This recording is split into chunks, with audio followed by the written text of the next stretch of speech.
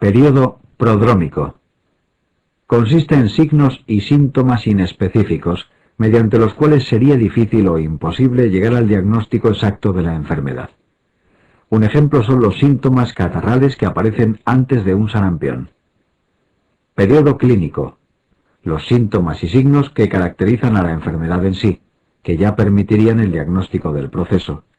Continuando con el ejemplo del sarampión, sería el típico exantema, fiebre alta, conjuntivitis y todo el resto del cuadro típico.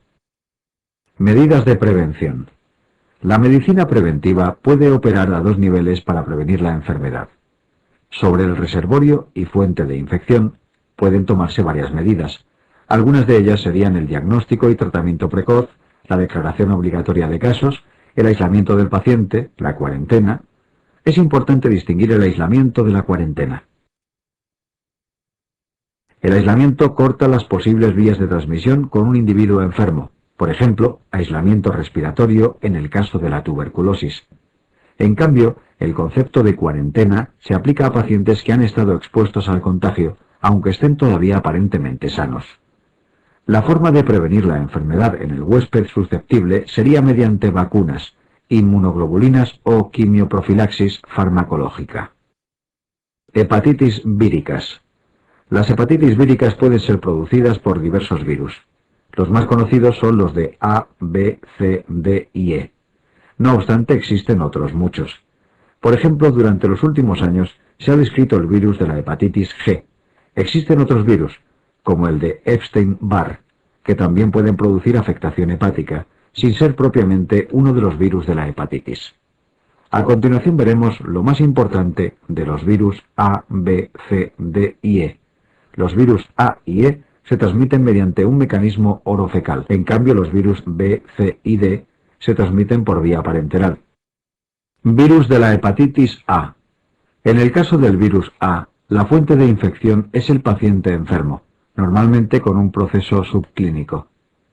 El virus está presente en las heces durante la incubación y en el periodo preictérico.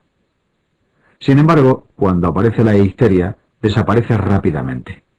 Por eso, en este momento ya no tiene sentido el aislamiento entérico. Si se realiza durante los periodos anteriores, puede ser útil. El problema es que en muchas ocasiones no se realiza, porque la clínica es poco efectiva hasta ese momento. Es importante recordar que su comportamiento epidemiológico es distinto en función del desarrollo de un país. En países subdesarrollados afecta más a niños y a jóvenes, pudiendo pasar desapercibido, ya que la clínica no suele ser demasiado intensa. En cambio, en los países más desarrollados afecta más a adultos en relación con viajes a zonas endémicas. En ellos, la infección es mucho más sintomática y el pronóstico es peor. La profilaxis pasiva se realiza mediante la gammaglobulina inespecífica. Se recomienda en los contactos íntimos del paciente, siendo eficaz hasta 2 semanas después de la exposición al virus. En ocasiones no es capaz de evitar la enfermedad, pero sí de atenuarla. La profilaxis activa se realiza con una vacuna de virus inactivados. Esta vacuna es altamente eficaz para la prevención de la enfermedad. Recuerda que no se trata de una vacuna sistemática, reservándose solamente para pacientes con cierto riesgo de infección. La pauta habitual es la administración de 2 dosis. Virus de la hepatitis E. El virus de la hepatitis E tiene ciertas similitudes con el virus A. Como este, el mecanismo de transmisión es orofecal, y la distribución geográfica no es muy distinta: Asia, África, Centroamérica. Se asocia especialmente a contaminación de aguas por desastres naturales. Frente a este virus, no existe profilaxis activa ni pasiva. Merece la pena recordar que si afecta a una paciente embarazada, la probabilidad de desarrollar una hepatitis fulminante es del 20%. Virus de la hepatitis C. El virus de la hepatitis C se transmite por vía parenteral en los grupos de riesgo identificados como tales: A, D, VP, hemofílicos. Este virus es la causa más frecuente de hepatitis posttransfusional, justificando actualmente el 90% de ellas. No obstante, la mayor parte de las personas infectadas por el virus C no tiene ningún factor de riesgo conocido. Se ha descrito como posible la vía sexual para su transmisión, aunque es bastante rara. En el caso del virus C, no existe ninguna forma de inmunoprofilaxis específica. Virus de la hepatitis B. El reservorio fundamental de la infección por VHB son los sujetos infectados. Los mecanismos de transmisión son básicamente tres: transmisión percutánea o parenteral. Puede ser a través de transfusiones de sangre, derivados sanguíneos o contacto con material contaminado.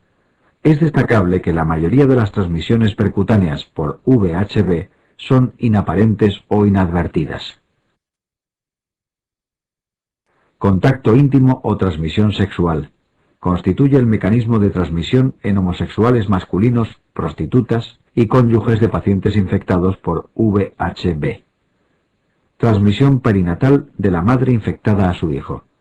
El riesgo de transmisión es mayor en presencia del antígeno HBeAg, siendo del 90% en caso de estar presente. En cambio, en ausencia de este antígeno, el riesgo es solo del 10-15%. Este mecanismo de transmisión es importante porque en estas condiciones es muy probable que la infección se haga crónica, como sucede en el 90% de los casos. La mayoría de estas transmisiones sucede durante el parto. Profilaxis frente al virus B. Para evitar la transmisión del virus B, pueden emplearse medidas generales e inespecíficas. Consistirían en no compartir útiles de aseo personal con individuos afectados, el uso del preservativo en relaciones sexuales con desconocidos o personas potencialmente infectadas, evitar la donación de sangre por parte de estos pacientes, etc. Por supuesto, el uso de material desechable en el ámbito sanitario también tiene un papel. Como inmunoprofilaxis pasiva existe una inmunoglobulina específica que puede ser administrada por vía intramuscular en individuos susceptibles tras una exposición al virus. También está indicada en recién nacidos de madres portadoras. En este caso, su aplicación sería ideal durante las primeras 12 horas tras el nacimiento. La inmunoprofilaxis activa se realiza con vacunas recombinantes. La pauta convencional consiste en administrar 3 dosis a los 0, 1 y 6 meses por vía intramuscular. Puede hacerse preexposición en sujetos de alto riesgo o postexposición en sujetos susceptibles que han entrado en contacto con el virus. En este caso se debe iniciar la vacunación al mismo tiempo que se administra la gammaglobulina específica. Virus de la hepatitis D. El virus de la hepatitis D es un virus que, si no coexiste con el virus B, es incapaz de producir enfermedad. Por ello no existe ningún tipo de medida específica frente al virus D. La profilaxis frente a este virus sería la misma que frente al virus B, ya que sin este no supone peligro alguno. En los países endémicos, la transmisión de este virus suele ser por contacto personal estrecho, siendo infrecuente la transmisión parenteral. En cambio, en los países no endémicos es mucho más frecuente la transmisión percutánea. VIH y SIDA. El VIH es un virus ARN de la familia de los retrovirus. En 1981 se comunicaron los primeros casos de neumonía por Pneumocystis carini y de sarcoma de Kaposi en pacientes homosexuales de Nueva York y Los Ángeles. Más adelante, en 1984, se identifica como agente causal del SIDA de forma definitiva. A nivel mundial, la vía más frecuente de transmisión es la sexual. No obstante, en los países desarrollados es más habitual la transmisión en el contexto del uso de drogas por vía parenteral. Actualmente esta vía está en descenso, pero sigue siendo la más frecuente en España. De hecho, puedes apreciar que, en el caso de las mujeres, es más frecuente la transmisión heterosexual que mediante drogas parenterales. Transmisión sexual del VIH. El factor epidemiológico más importante para la vía sexual es el número de parejas distintas que tiene un infectado. Dentro de la vía sexual, la más eficaz es la rectal, puesto que la mucosa del recto es más vulnerable al traumatismo que supone el coito. En cambio, el sexo oral es mucho menos eficiente que la transmisión anal o vaginal, aunque se han descrito casos. En caso de coito vaginal, la transmisión es mucho más frecuente del varón a la mujer que al revés. Esto se debe a que existe una mayor cantidad de virus en el semen que en el flujo vaginal. Transmisión sanguínea del VIH. En muchos países desarrollados, entre ellos España, La vía de transmisión más frecuente es la parenteral. Durante los últimos años se han registrado menos casos en relación con esta vía, pero sigue predominando sobre la transmisión sexual. En nuestro país, la prevalencia de infección por VIH entre los usuarios de drogas parenterales es del 50%. El riesgo de contagio es mayor cuanto más alto sea el número de intercambios de jeringuillas. En el caso de los hemofílicos, los métodos actuales han disminuido mucho el riesgo de contagio mediante transfusiones. El contagio es altamente improbable en la actualidad, puesto que los métodos actuales de detección son muy fiables. Solo existe un contagio por cada 500.000 donaciones de sangre. Sin embargo, hace unos años los hemofílicos fueron un grupo de muy alto riesgo. Transmisión vertical del VIH. La transmisión vertical es especialmente importante en relación con el parto. Por supuesto, también es posible durante el primer y segundo trimestre del embarazo, pero las probabilidades son muy escasas.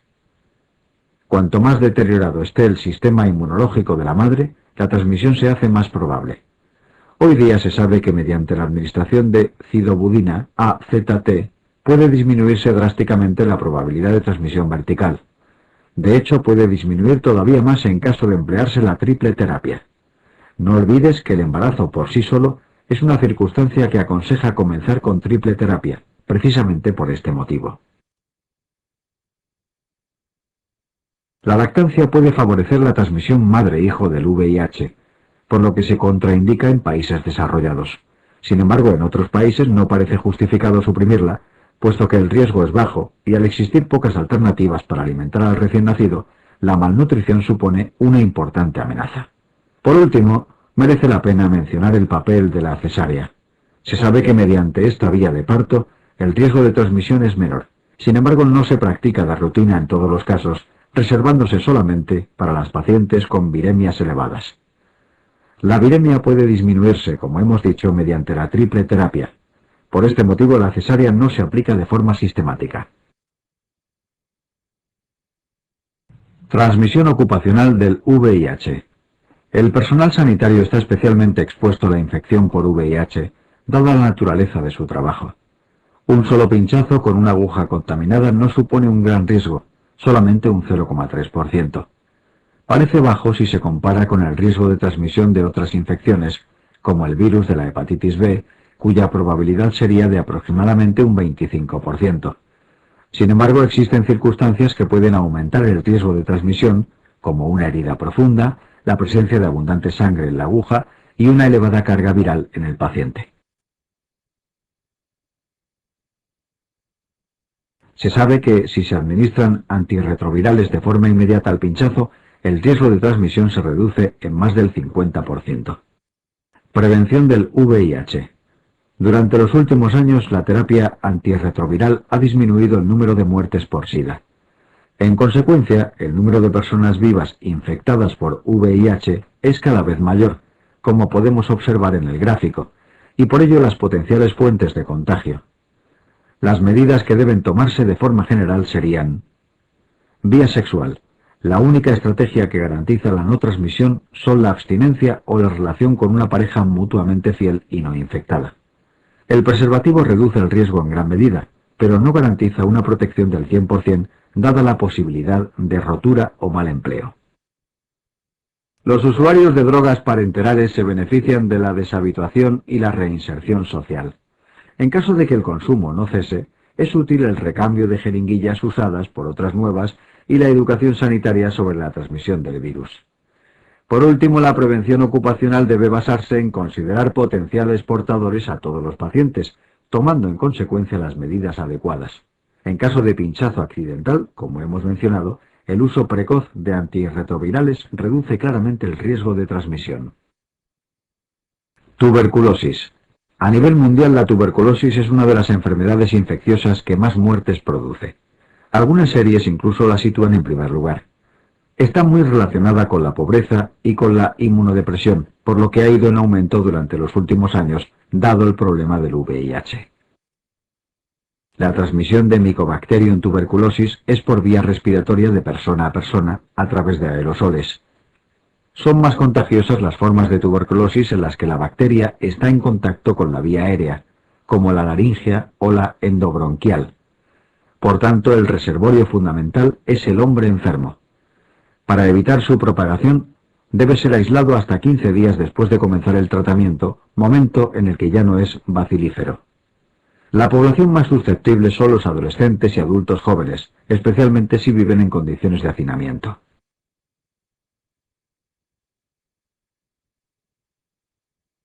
Estudio de contactos. Dado que la principal fuente de infección es el hombre enfermo, es obvio que debe ser tratado y sometido a aislamiento respiratorio. Sin embargo, también hay que intervenir sobre sus contactos. Con esto se persigue un triple objetivo: diagnosticar a los infectados, casos secundarios y enfermos. Establecer tratamiento precoz.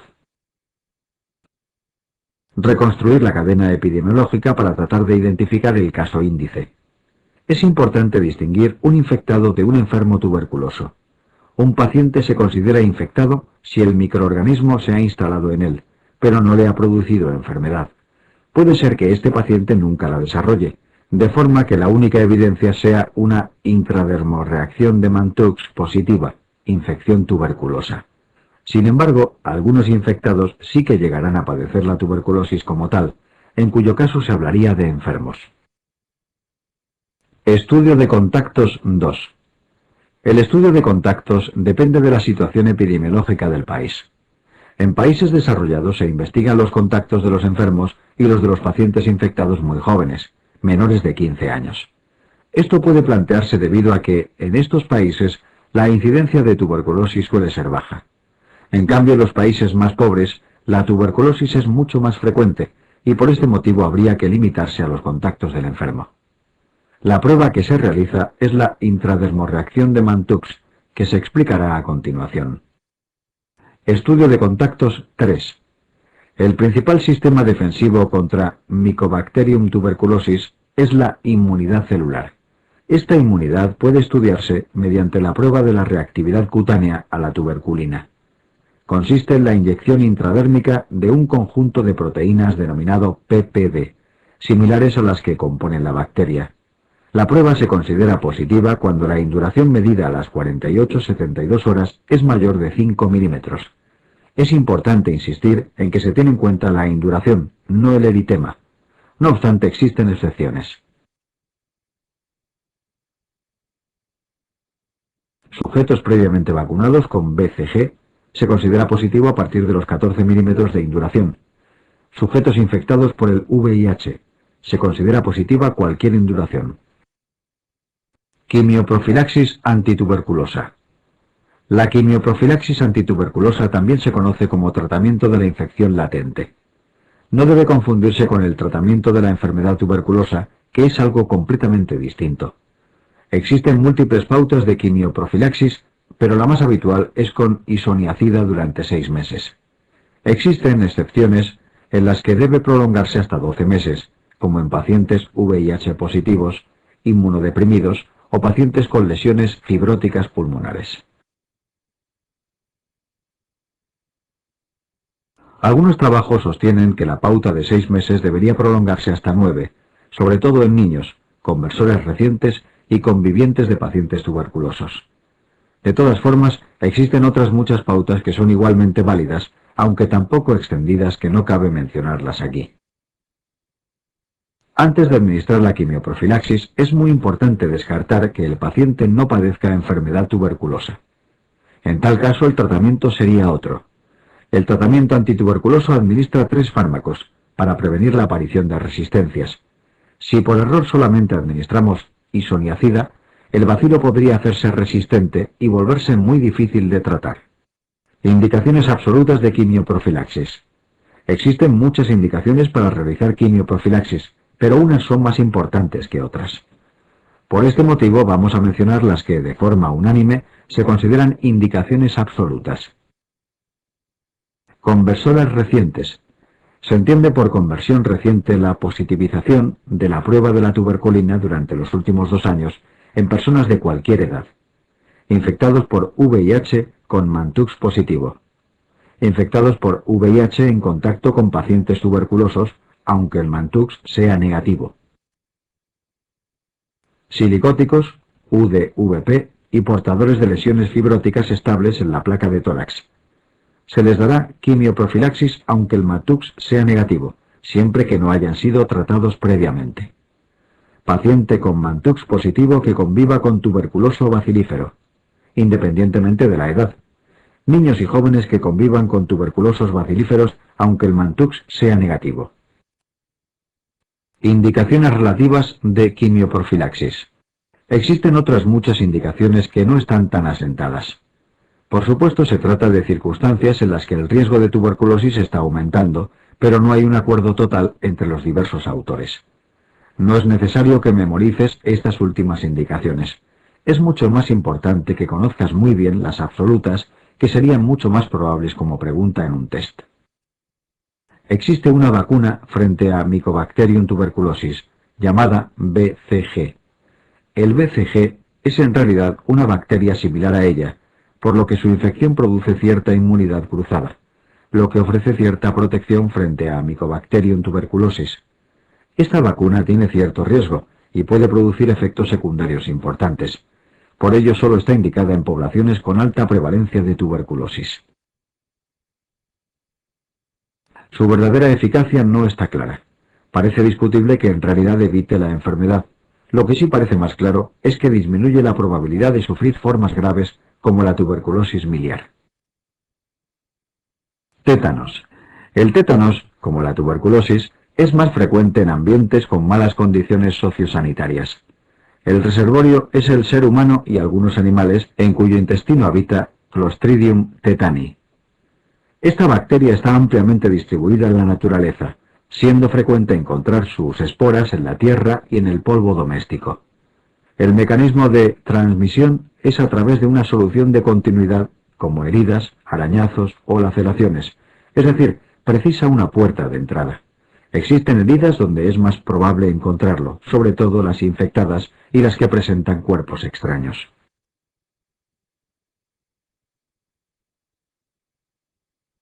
Agente causal. Clostridium tetani es una bacteria gram-positiva y anaerobia estricta. Es un microorganismo esporulado. Sus esporas presentan una gran resistencia a la desecación y a las altas temperaturas, de ahí su extensa distribución en la naturaleza. La responsable de la enfermedad no es la bacteria en sí, sino una exotoxina, llamada tetanospasmina. Esta misma toxina es la que se emplea para hacer la vacuna. Es importante destacar que, aunque se padezca la enfermedad, esto no implica la aparición de inmunidad duradera. Vacuna antitetánica. La vacuna antitetánica no se forma a partir de la bacteria en sí, sino mediante una modificación de su toxina.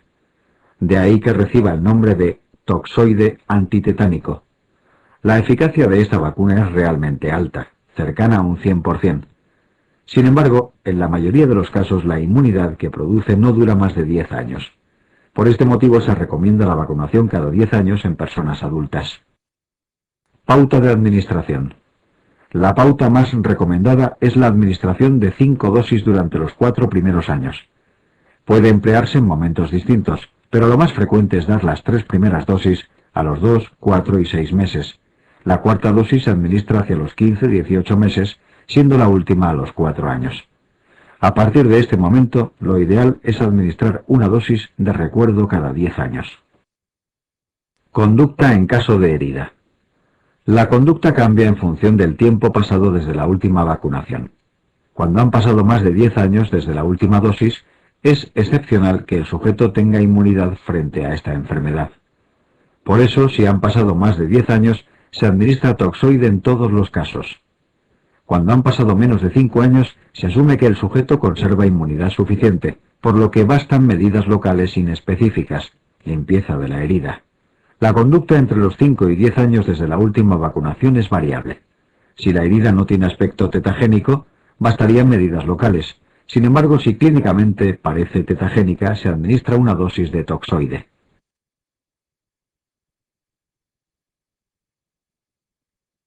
Observa que una de las casillas del cuadro está destacada.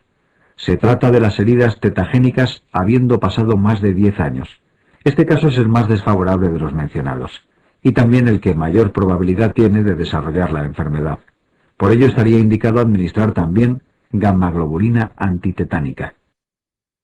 Esta pauta de actuación está pensada para pacientes por lo demás sanos.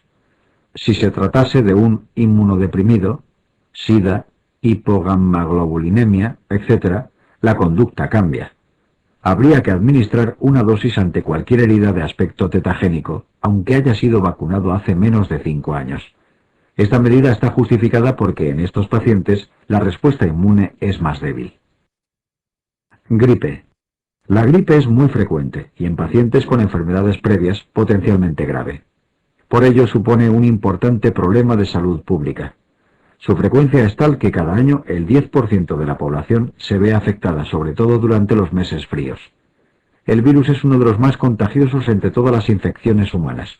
Es frecuente su presentación en brotes epidémicos, sobre todo en instituciones cerradas, como cuarteles y guarderías, y en condiciones de hacinamiento. Nociones epidemiológicas. La transmisión es únicamente interhumana, con un periodo de incubación de solo 2-3 días. El único reservorio es el ser humano, en el que puede manifestarse de forma más o menos grave. Existen cuadros poco sintomáticos. La forma de transmisión es por vía aérea. Durante las epidemias, el papel de los niños es muy importante en la transmisión de la enfermedad. En ellas pueden estar infectados hasta un 30% de los pacientes escolares, pudiendo transmitir la enfermedad fácilmente al resto de la comunidad.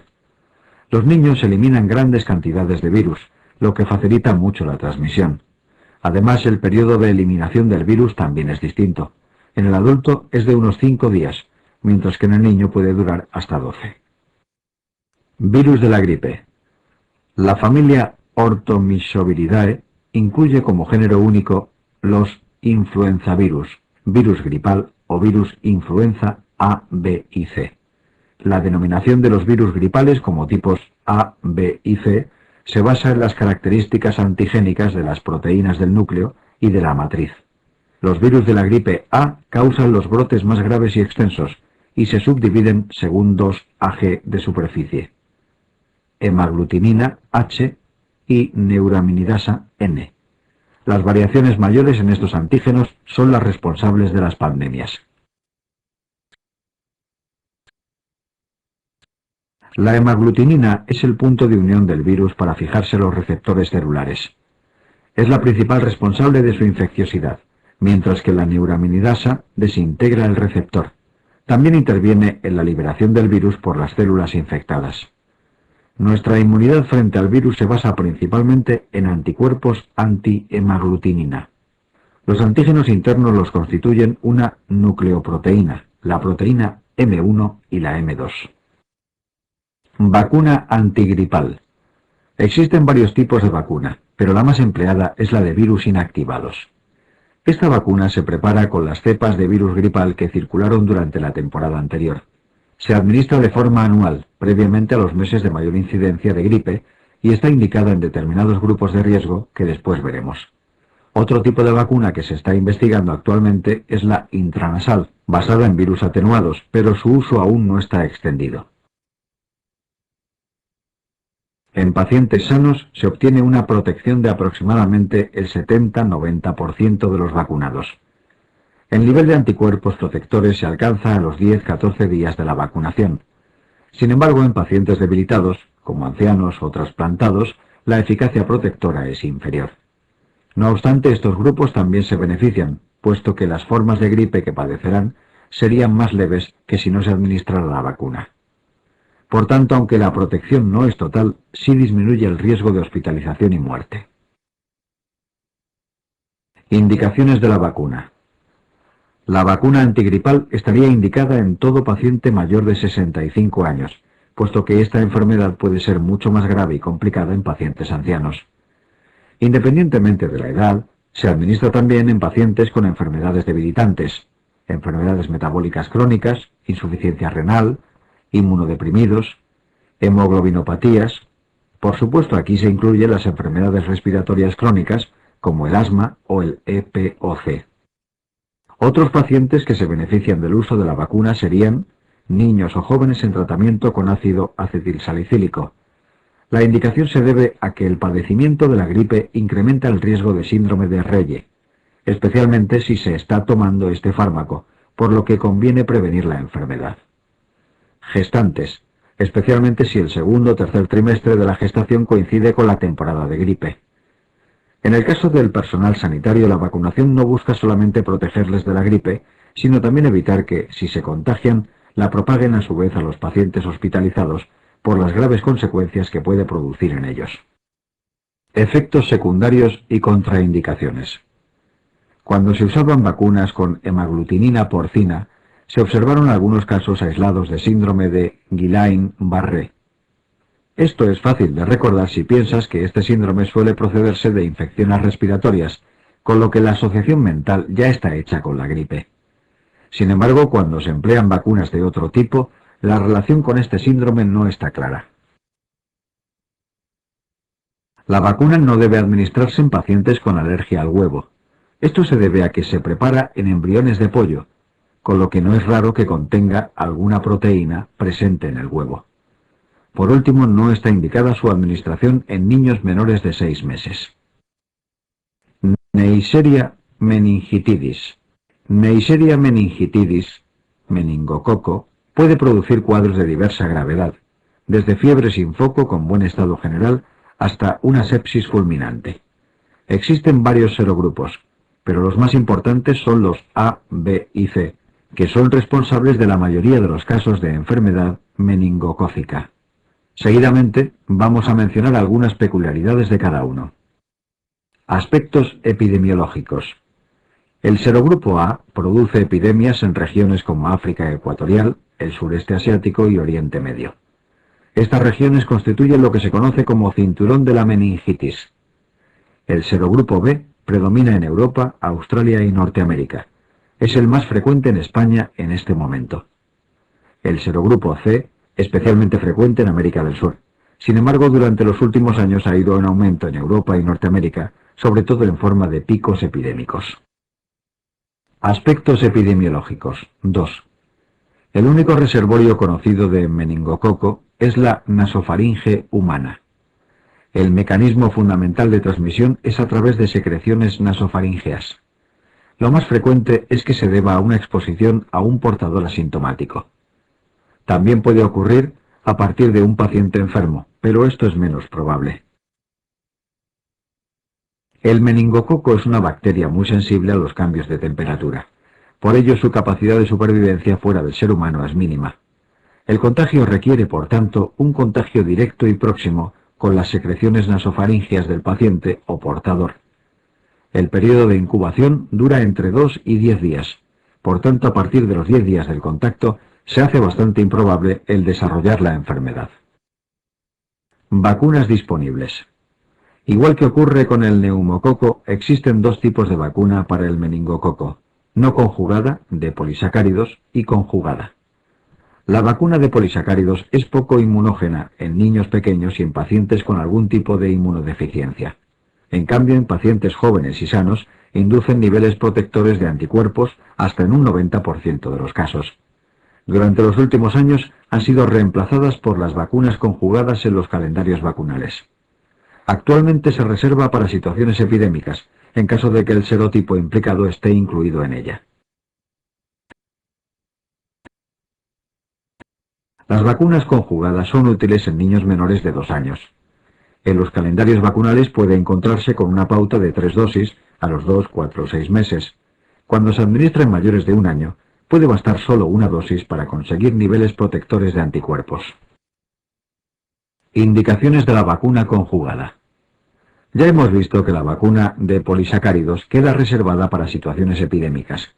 En cambio, las indicaciones de la conjugada son más amplias. Las más importantes son pacientes con déficit de ciertos componentes del complemento, properdina y las fracciones C5 a C9. Los pacientes con este tipo de inmunodeficiencia están especialmente predispuestos a infecciones por el género Neisseria. Pacientes con asplenia anatómica o funcional, neoplasias hematológicas, inmunodeficiencias primarias, humorales o combinadas, contactos de casos frente al serotipo C del meningococo, vacunación en caso de epidemia, si está producida por algún serotipo contenido en la vacuna. Es importante hacer énfasis en un detalle. Recuerda que anteriormente dijimos que los serotipos más importantes son A, B y C, aunque existen otros muchos. Frente al serotipo B, aún no disponemos de ninguna vacuna eficaz. Los serotipos frente a los que protegen las vacunas actuales no incluyen al B. Existen actualmente bastantes estudios al respecto, pero todavía no se ha comercializado una vacuna frente al meningococo B. Quimioprofilaxis. Aparte de la vacuna, existe otra forma de prevenir la enfermedad meningocócica, que es la quimioprofilaxis antibiótica. La indicación es mucho más restringida, quedando limitada a los contactos más cercanos del paciente afecto. Puede hacerse con varios fármacos. El más clásico es la rifampicina, pero también es eficaz con ceftriaxona o quinolonas en dosis única. La quimioprofilaxis sí es eficaz frente al meningococo B y estaría indicado administrarla a los contactos. En caso de meningitis por serogrupo C, aparte de la quimioprofilaxis, también se administraría vacuna. Algoritmo para la quimioprofilaxis. Este algoritmo muestra cómo se emplea la quimioprofilaxis en un caso de meningitis. Como hemos dicho, la quimioprofilaxis se reserva para los contactos íntimos de un caso. No conviene hacer un uso más generalizado porque facilitaría la aparición de resistencias antibióticas. En principio habría que administrarla a los convivientes del paciente y a todo el que se haya expuesto a sus secreciones orofaringias, como el médico que le atiende por su enfermedad. La actitud con los grupos cerrados del medio del paciente puede cambiar según el caso. Si se trata de niños que asisten a guarderías, se administra a todo el establecimiento. En cambio, si se trata de un centro de enseñanza primaria o secundaria, depende del número de casos, como mostramos en el algoritmo. Cuando se trata de estudiantes universitarios, solo se administra la quimioprofilaxis a los compañeros más habituales. Por último, en el medio laboral la actitud es distinta. En este contexto el riesgo de transmisión es bajo, con lo que solo se administra quimioprofilaxis si aparecen casos secundarios. Conclusión. Con esto damos por terminada la clase de medicina preventiva. Esta asignatura es bastante ingrata para el estudio, por su abundancia en datos memorísticos, pautas vacunales, serogrupos, zonas geográficas. Ahora tienes unos conceptos generales sobre la prevención de las distintas patologías, pero te recomendamos una cosa más.